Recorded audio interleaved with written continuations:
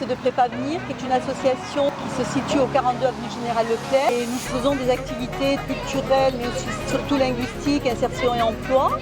Mais actuellement, nous sommes là aujourd'hui avec cette belle journée pour clôturer le quartier d'été. Nous avons donc été financés par l'État pour amener sur un territoire qui est un petit peu oublié, de proposer à des familles, à des enfants de 4 à 16 ans, oui, des activités culturelles, artistiques et sportives. Et surtout la découverte et l'initiation, parce que beaucoup de petits, de jeunes, de mamans ne connaissaient pas plein d'activités et ça a été l'occasion. Et on a été très surprises parce que les enfants étaient présents, mais ils étaient présents surtout avec leurs parents.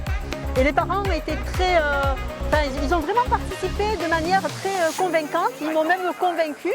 Je ne pensais pas que les parents étaient autant investis dans les activités de plein air, ils ont vraiment suivi.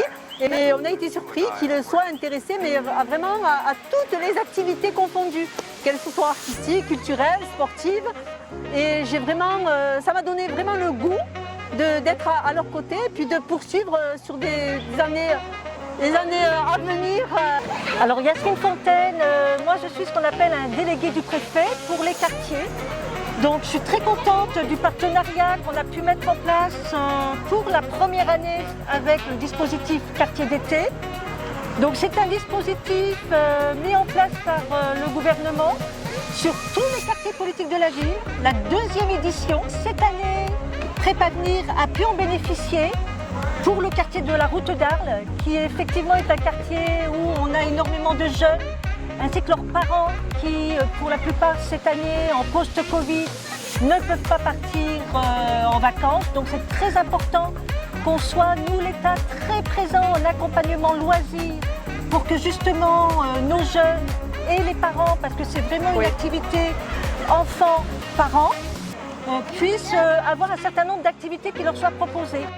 Donc on a pu s'appuyer sur Prépavenir, qui est pour nous une association support phare, parce que comme vous pouvez le voir, c'est une association qui sait fédérer, qui sait proposer un certain nombre d'activités ludiques, qui peut mobiliser un partenariat fort et collectif pour permettre justement à notre jeunesse, pour cet été, en clôture de ce dispositif de quartier d'été, de pouvoir avoir une animation en fin de soirée avec le temps dans la journée un peu estivale.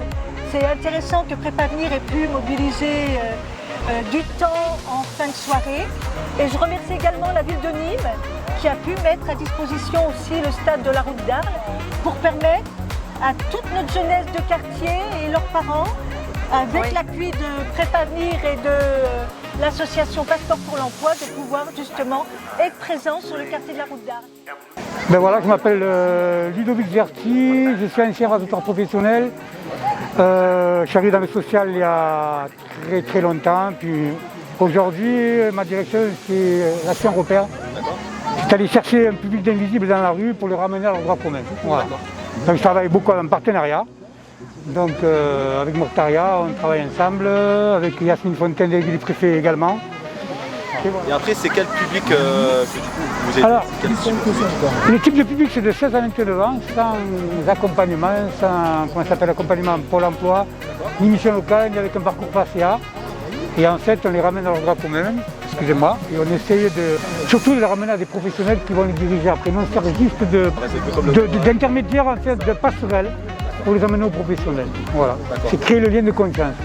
C'est-à-dire qu'on va dans les réseaux, on va de partout quand même. Je veux dire, on fait un travail de terrain, mais c'est le début, moi je dis, de la chaîne qui va aller chercher le jeune pour essayer déjà de retrouver ce lien de confiance qu'il a perdu et surtout de le ramener à leur droit commun sur la formation, peut-être des fois à l'emploi, ça arrive, mais après c'est les professionnels qui s'en occupent.